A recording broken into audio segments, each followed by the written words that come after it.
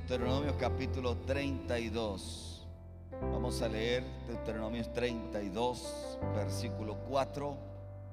A los que están en casa les damos la bienvenida en esta preciosa mañana y vamos a estudiar la palabra de Dios. ¿Cuántos quieren escuchar la palabra de Dios? ¿Nadie? ¿Cuántos quieren escuchar la palabra de Dios? Deuteronomio capítulo 32, versículo 4. Él es la roca. ¿Cuántos lo creen en esta mañana? Cuya obra es perfecta. Diga conmigo, perfecta. Porque todos sus caminos son medio rectos. ¿Sí dice la Biblia? No, ¿son qué? Rectos. Todos. Es un Dios de verdad. Aleluya. Y no hay maldad en él. Es justo y recto. Levante su mano derecha y diga conmigo: Dios es justo y recto. Versículo 5, lea conmigo: la corrupción no es de él, de sus hijos es la mancha, generación torcida y perversa. Así pagáis a Jehová, pueblo loco e ignorante. No, él es tu padre que te creó, él te hizo y te estableció. ¿Cuántos lo creen? Aleluya. Acuérdate de los tiempos antiguos. Estoy en Deuteronomio 32, 7. Acuérdate de los tiempos antiguos. Considera los años de muchas generaciones. Pregunta a tu padre y él te lo contará, a tus ancianos y ellos te lo dirán. Cuando el Altísimo hizo heredar a las naciones, cuando hizo dividir a los hijos de los hombres, estableció los límites de los pueblos según el número de los hijos de Israel. Porque la porción de Jehová, escuche esta palabra, la porción de Jehová es su pueblo. Jacob, la heredad que le tocó. Lo halló en tierra de desierto, en yermo de horrible soledad. Lo rodeó, lo instruyó, lo guardó como a la niña de su ojo, como el águila que excita su nidada, revoloteando sobre sus pollos. Así extendió sus alas, lo tomó y lo llevó sobre sus plumas. Jehová solo lo guió y con él no hubo Dios extraño. Y déjeme decirle algo en esta mañana: con nosotros no hay Dios extraño, porque tenemos al Dios verdadero. ¿Cuánto le dan un aplauso al Dios verdadero en esta mañana?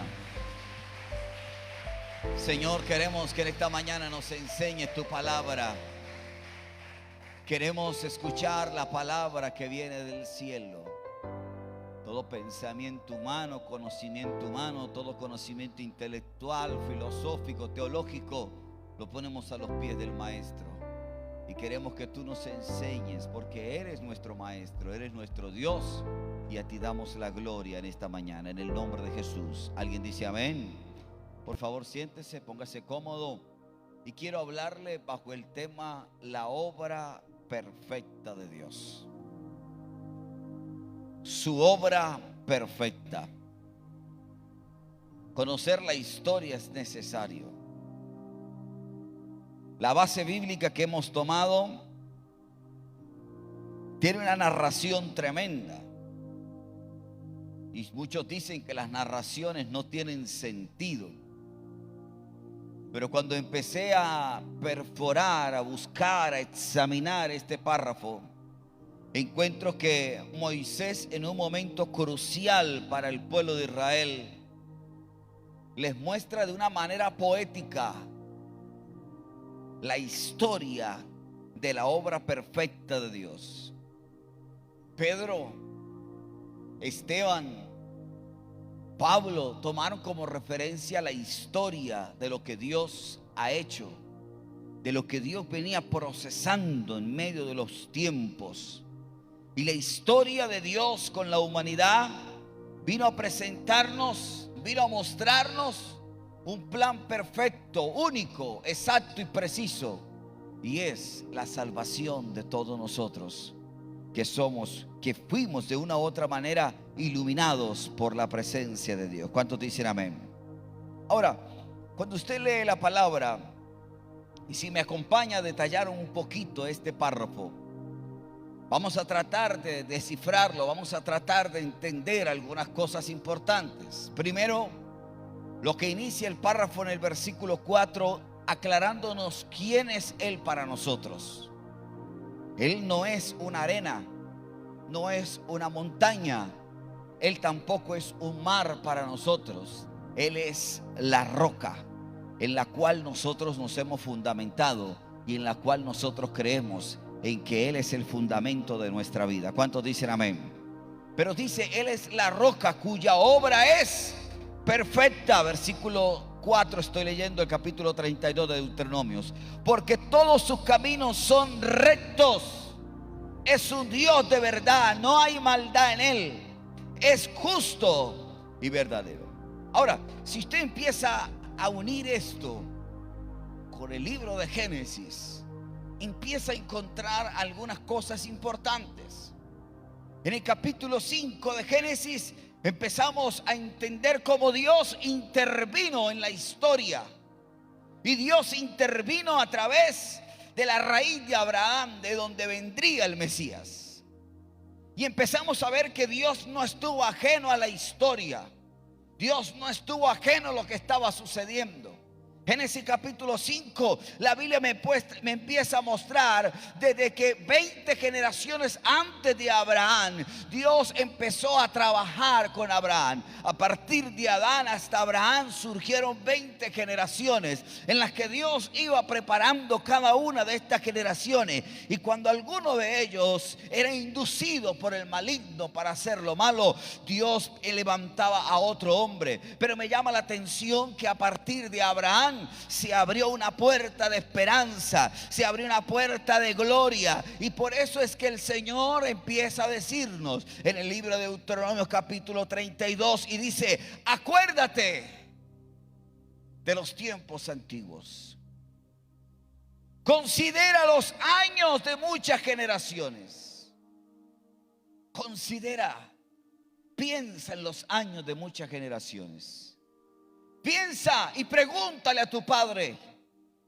Es decir, Moisés, en un momento emotivo, poético, escuche esto, Moisés le dice al pueblo: no sigan mirando lo que está alrededor, que es un desierto.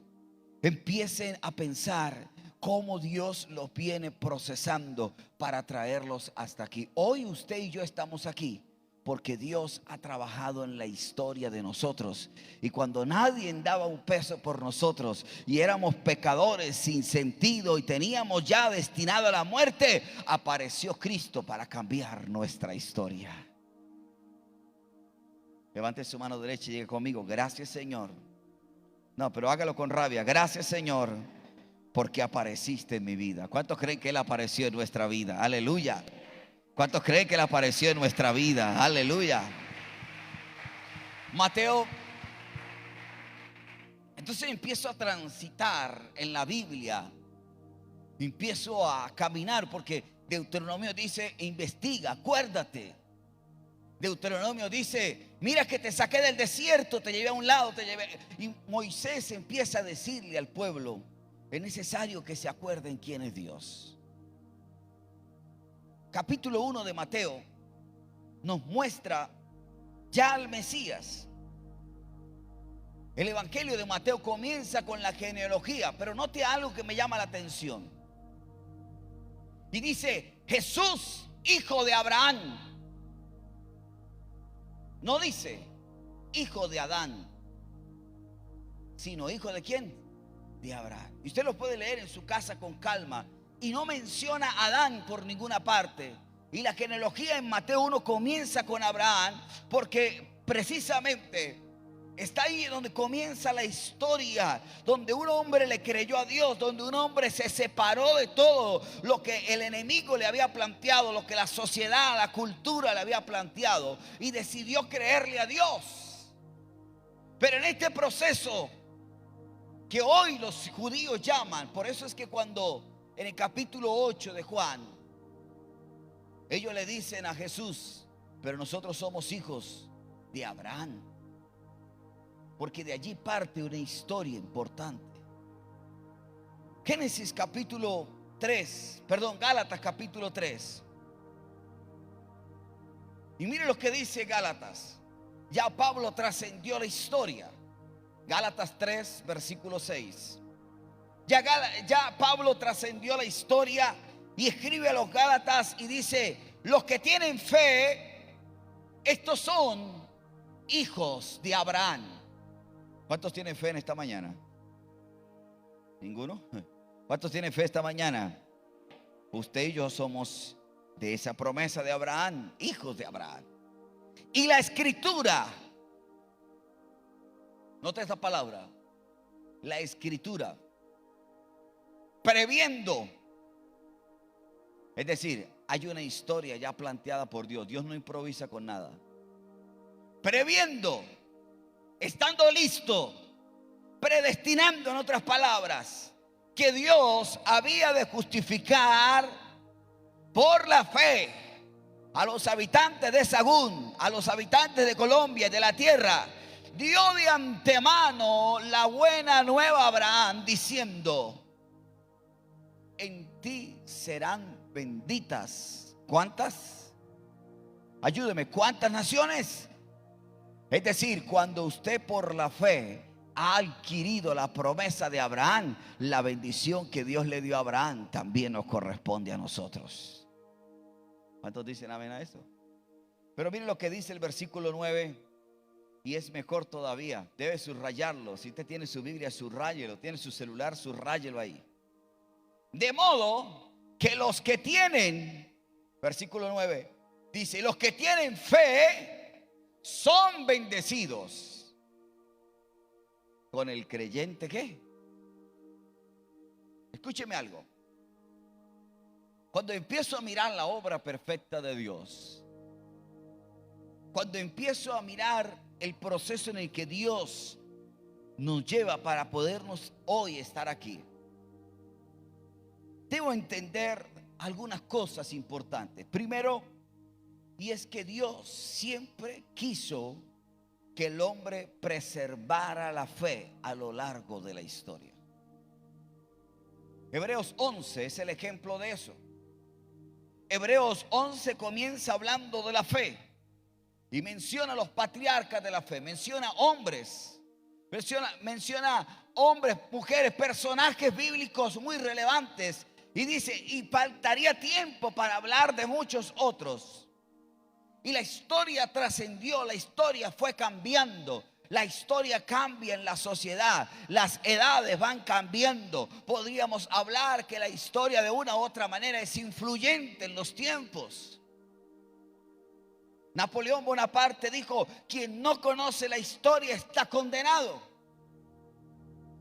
Los políticos toman eso para hablar de la historia como tal, pero Napoleón Bonaparte estaba hablando de un pasado, de un futuro, de un presente. Eso es lo mismo que dice Hebreos cuando dice: Jesucristo es el mismo ayer, es el mismo hoy, será el mismo mañana. Jesucristo ha estado presente en la historia, y por eso algo que Dios ha querido sostener en el tiempo de la historia ha sido la fe.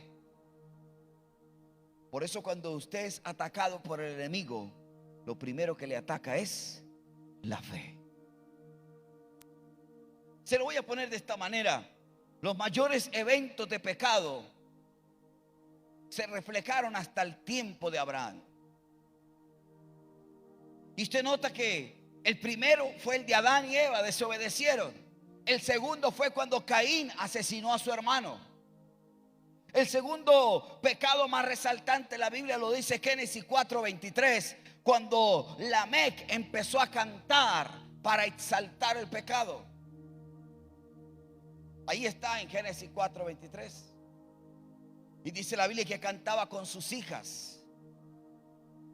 Y usted ve que empezó el pecado a ser parte de la vida. Capítulo 6 dice que los hijos de Dios se casaban con los hijos de los hombres. Las hijas de Dios empezaron a combinarse, a mezclarse. Vino el diluvio.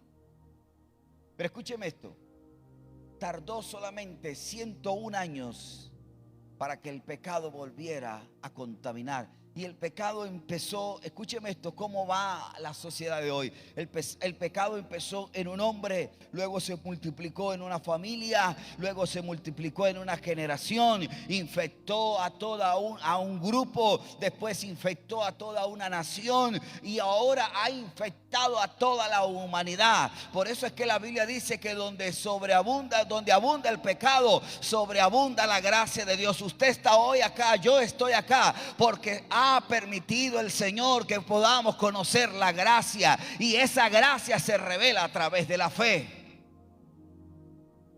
Y si usted empieza a mirar, es cuando Dios levanta a hombres creyentes como Noé, como Abraham, como Isaac, como Jacob. Y yo me preguntaba algo que usted se ha preguntado: ¿por qué no se menciona en la Biblia otros hijos? Porque usted dice la Biblia, el Dios de Abraham, el Dios de Isaac y el Dios de Jacob. ¿Por qué la Biblia no dice el Dios de Noé, o el Dios de Lamec, o el Dios de Matusalén? No, pero dice a partir de Abraham, porque Abraham le creyó a Dios. Abraham fundamentó la fe en lo que Dios le había dicho, y no importaba cómo era la situación que estaba viviendo Abraham, Abraham le creyó a Dios.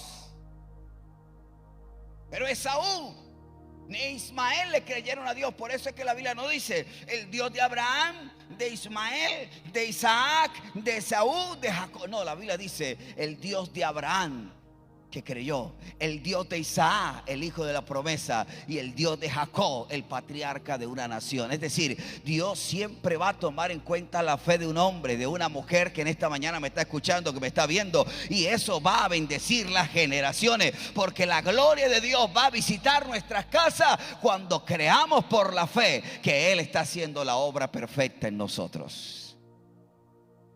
¿Está aquí conmigo o no está aquí conmigo? Ahora entiendo lo que dice Pablo en Romanos capítulo 5, versículo 20. Romanos 5, 20 dice que la ley, escuche lo que dice. Romanos 5, 20 dice: la ley se introdujo para que el pecado abundara. Pero cuando el pecado abundó, sobreabundó la gracia.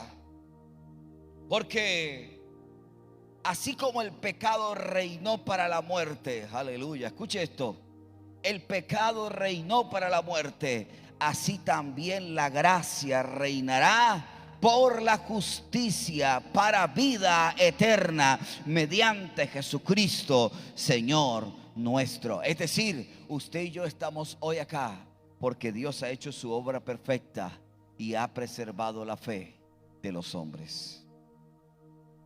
¿Cuántos están aquí conmigo? ¿Usted se atreve a darle un aplauso al Señor en esta mañana? Vamos, levante ese aplauso fuerte a Jesús.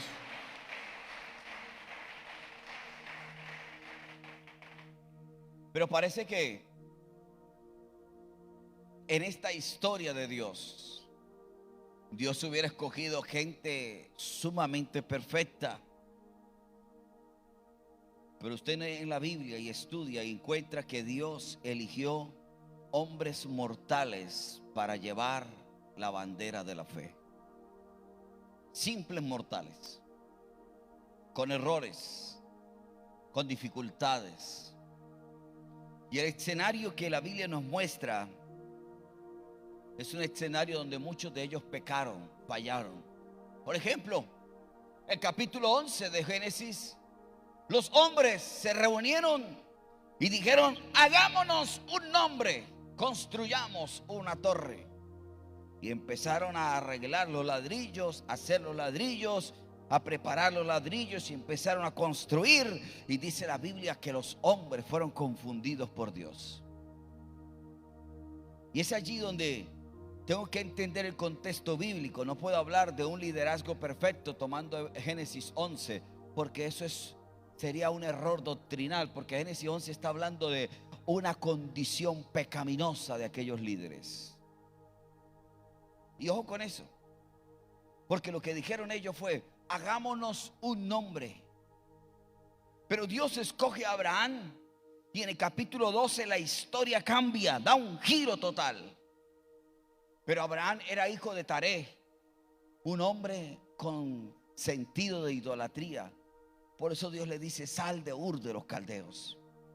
Y cuando Dios empieza a tomar la vida de Taré para que venga Abraham en esa elección determinante, se abre una puerta de esperanza. Pero ahí viene la primera incógnita: ¿cómo Abraham puede ser usado por Dios si le dio la esposa equivocada? ¿Cómo así? Sí, porque ¿cómo se va a multiplicar el hombre? En el cual capítulo 12 dice: sal de tu tierra, de tu parentela, y te bendeciré, y en ti serán benditas todas las naciones de la tierra. Cuando su mujer era estéril. Y es allí donde entra la obra perfecta de Dios. Y es que cuando Dios tiene un plan para una casa, para una familia, para un negocio, para una generación, no importa la condición en la que la humanidad pueda verlo a usted, el Señor cambia la historia y hace su obra perfecta en nosotros. ¿Cuántos están aquí conmigo? Sara, una mujer, es más, la Biblia dice que se llamaba Saraí. Y para entrar en el proceso, Génesis capítulo 15, Dios hace un pacto con Abraham tremendo, poderoso. Pero a partir de ese momento Dios le cambia el nombre y le llama Sara. ¿Sabe qué significa Sara? Madre de naciones. Eva significa madre de todos los seres vivientes, pero Sara significa madre de naciones. Es decir, de un solo hombre Dios iba a tomar para que ese hombre llevara la bandera de la fe. Y hoy usted y yo estamos aquí porque Dios comenzó la obra en Sara, y lo que Dios comenzó en Sara lo está perfeccionando hasta el día de hoy en sus hijos, en su familia, en su generación, porque la obra de Dios es perfecta. ¿Cuántos dicen amén? ¿Sabe qué hizo Sara? Sara se rió. Y en su mente, por eso es que usted tiene que en esta mañana entender de parte de Dios esto. Sara en su mente no alcanzaba a dimensionar hasta dónde iba a llegar la promesa que Dios le había dado. Y hoy usted y yo estamos aquí porque Dios usó el vientre de Sara para que viniera Isaac, y de ahí viniera una nación de donde nació el Mesías, y a quien nosotros adoramos, a Jesucristo nuestro Señor. ¿Cuánto le dan un aplauso a Jesucristo el Señor? Aleluya. Levante su mano derecha y diga conmigo: la obra de Dios es perfecta. Dígalo otra vez: la obra de Dios es perfecta. ¿Cuántos creen en eso? Hebreos 11. Entonces mire cómo vamos en este transitar. Empezamos en Deuteronomio, donde Dios le dice: acuérdate, acuérdate. Y nos estamos acordando. Estamos dándole un poco de vuelta a esto. Y en otra enseñanza tal vez voy a poder profundizar un poco más de aquello que tenemos que acordarnos. Pero mire lo que dice Hebreos 11. Deuteronomio nos dice: acuérdate. Bueno, estamos acordándonos. ¿Qué dice Hebreos 11, versículo 11? 11:11 de Hebreos. Por la fe también. Y note que, ayúdeme a entender algo acá. Míreme acá. La fe de Abraham fue importante, pero era necesaria la fe de la mujer. ¿Llamada cómo? ¿Llamada cómo? Entonces dice el versículo: por la fe también la misma Sara recibió fuerzas para concebir, porque creyó que era fiel. ¿Cuántos creen que Dios es fiel? No, pero con ese ánimo. Bueno, creyó que era fiel quien lo había prometido, aunque se rió, aunque era estéril, aunque su marido ya no podía concebir, aunque ella había perdido la costumbre, creyó. Por lo cual también de uno, no de 10, de uno, porque Dios necesita es uno solo que le crea. Y ya casi muerto, salieron como las estrellas del cielo en multitud, como la arena innumerable que está a la orilla del mar. Mis amados, Abraham era uno y poseyó la tierra. Y nosotros hoy somos muchos, porque a través de la fe de Abraham hemos conocido la promesa de Jesús el Señor. Pero hubo una mujer que le creyó a Dios. Ahora, Abraham se equivocó, por supuesto. Abraham se equivocó como algunos de nosotros nos equivocamos. Abraham, por ejemplo, mintió. Una vez dijo: ella no es mi esposa, es mi hermana. ¿Sí han leído eso? ¿Sí lo han leído? No lo han leído, está en Apocalipsis, por ahí está. Sí. Ella no es mi esposa, es mi hermana. Abraham se equivocó. Abraham también dudó. Abraham descendió a Egipto. Dice la Biblia que había hambre y se fue a Egipto. Abraham también quiso cumplir la promesa de Dios a su manera. Cualquier parecido con nosotros es pura coincidencia. Entonces Abraham, muy sumiso, se fue y se acostó con su sierva Agar y tuvieron a Ismael, y el problema más grande que usted conoce. Abraham se equivocó. Por eso que Dios, en medio de su equivocación, le cambia el nombre y le dice: yo no quiero que seas padre de pueblos, sino padre de multitudes. Por eso es que Dios le dice a Saraí: yo no quiero que sea simplemente una princesa de pueblos, sino que sea madre de naciones. Por eso cuando Dios tiene un plan perfecto para nosotros, Él quiere cambiar nuestro carácter para que la bandera de la fe, a pesar de nuestros errores, podamos llevarla en alto y decir: Dios comenzó una obra en mi vida y lo que Dios comenzó lo perfeccionará hasta que Él venga. ¿Cuántos dicen amén a eso? Yo creo que este es el tiempo en el que Dios nos ha elegido para que sigamos llevando esta historia. Escúcheme algo. Y es que dentro de la obra perfecta de Dios hay algo muy singular y creo que es una esencia en nosotros. Juan capítulo 7. Jesús estaba en el último y gran día de la fiesta. Estaban celebrando. Llegaba la hora. Pronto estaba la hora de la muerte, de la crucifixión del Señor. Estaba la hora ya cerca del sacrificio. Y quiero que usted me entienda algo. El mismo Señor Jesucristo ha estado presente en toda la historia para que hoy usted y yo podamos ser llamados hijos de Dios. Porque los que creemos en Él fuimos llamados como hijos de Dios. Pero en esta hora perfecta faltaba algo. Capítulo 7 de Juan, versículo 37 dice que Jesús se puso en pie y alzó la voz. No lo dijo suave, alzó la voz. ¿Y qué dijo Jesús? Si alguien tiene sed. Y ahí es donde se pone lo mejor de la historia. Si alguien tiene sed, venga a mí y beba. Y el que crea en mí, el que cree en mí, como dice la Escritura, de su interior brotarán ríos. ¿De qué? Esto dijo el Espíritu que habían de recibir los creyentes, pues aún no había venido el Espíritu Santo, porque Jesús no había sido aún glorificado. La historia redentora de Cristo no ha cambiado. Hoy, lamentablemente, hemos querido cambiar el evangelio, cambiar la forma del evangelio, cambiar la forma de la familia. La historia ha ido queriendo evolucionar y cambiar muchas cosas, pero el plan perfecto de Dios no ha cambiado. ¿Y sabe qué dice el plan de Dios? Para ti que tienes sed, para ti que vives sediento, ven a Cristo. Y empieza un proceso en el que usted y yo estamos hoy en esta mañana.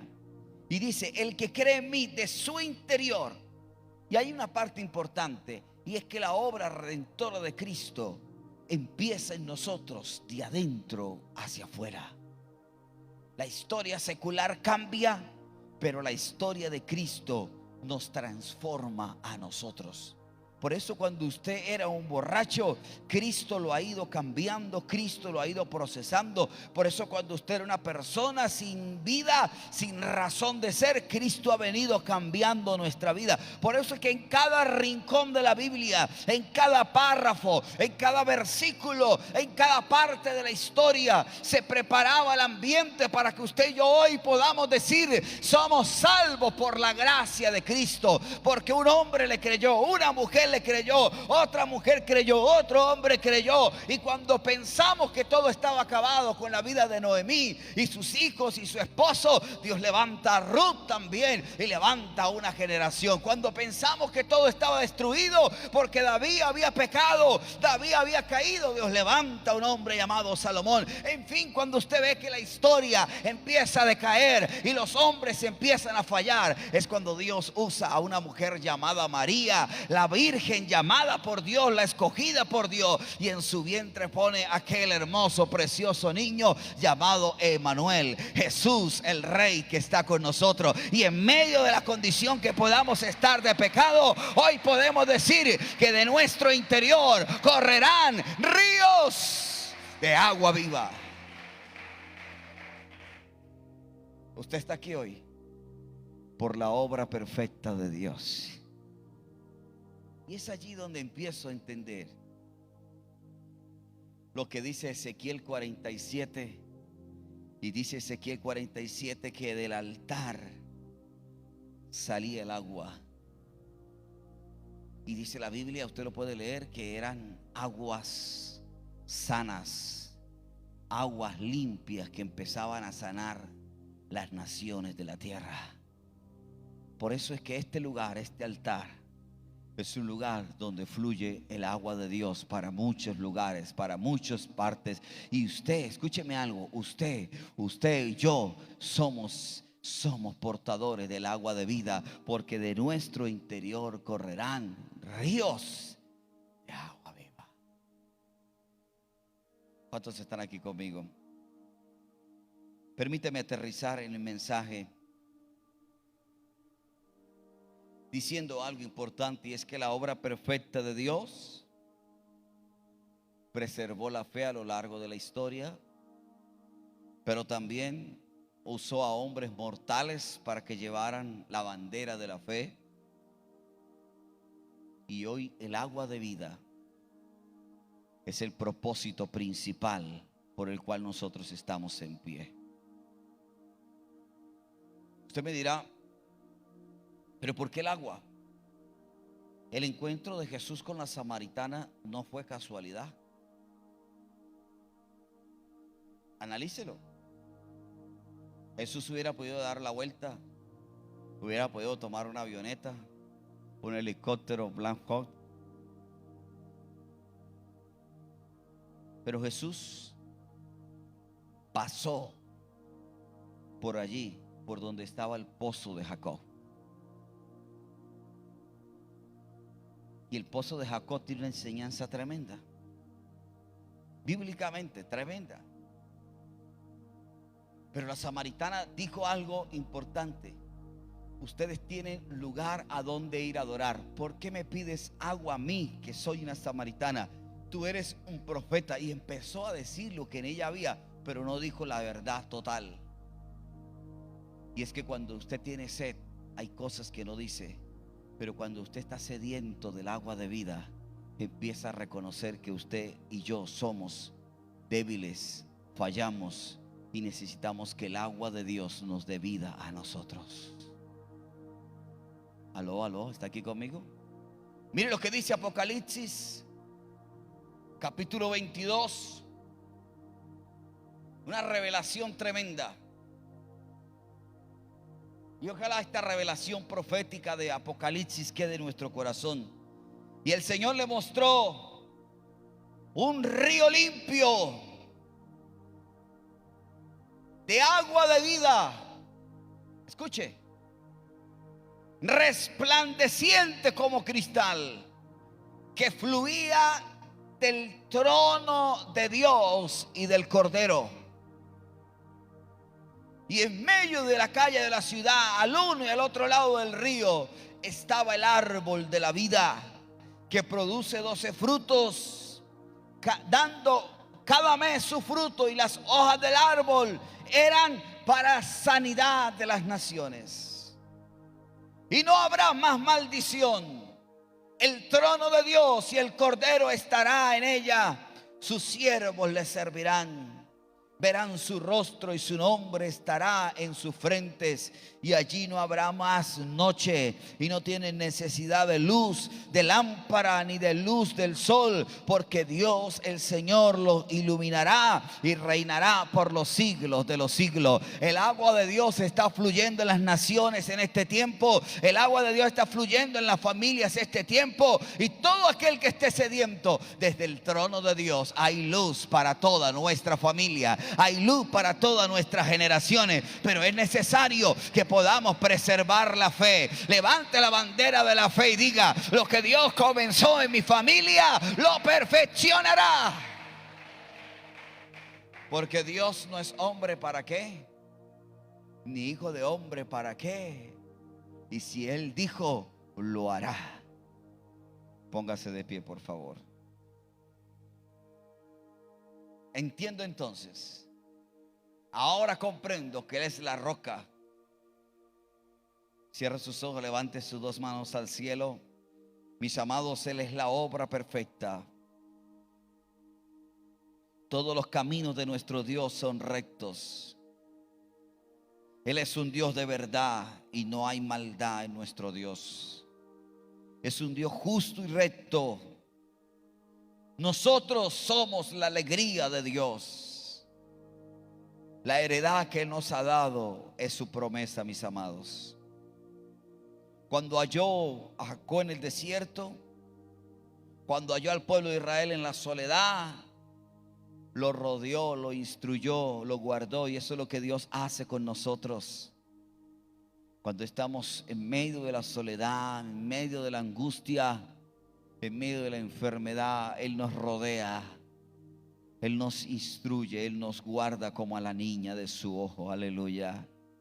Como el águila que excita su nidada, revoloteando sobre sus pollos, así ha extendido el Señor sus alas, y Él nos ha cubierto con sus plumas, aleluya. El Señor nos va a guiar, mis amados, y cuando estemos claros que Él es nuestro Dios, no tendremos dioses extraños. Su obra perfecta se ejecuta en nosotros en este tiempo.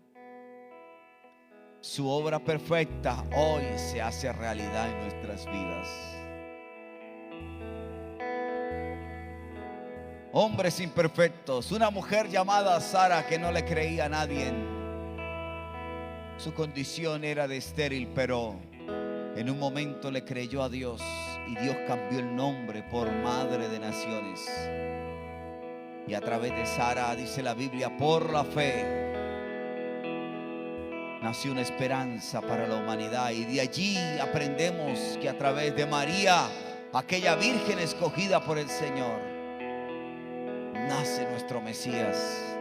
Es decir, que en medio de todo lo que usted esté pasando, mi amado, mi amada, en medio de lo que estemos viviendo, iglesia, enfermedad, dolor, tristeza, angustia, desolación, allí está Dios trabajando en la historia de nuestra vida, porque la obra de Dios es perfecta. Pero Él anhela que nosotros llevemos la bandera de la fe y podamos creerle a Él, porque Él es el todo para nosotros. Diga conmigo: Señor, gracias. Diga: gracias, Señor, porque en la historia tú eres el más importante. Dígale conmigo: Señor, yo creo que tú eres mi roca, tú eres mi obra perfecta. Diga conmigo: gracias, Señor, porque de mi interior, dígalo, de mi interior correrán ríos de agua viva. Levante un aplauso al Señor en esta mañana. Amén. Amén. ¿Cuántos dicen amén?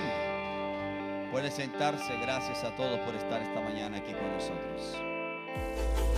Muy bien.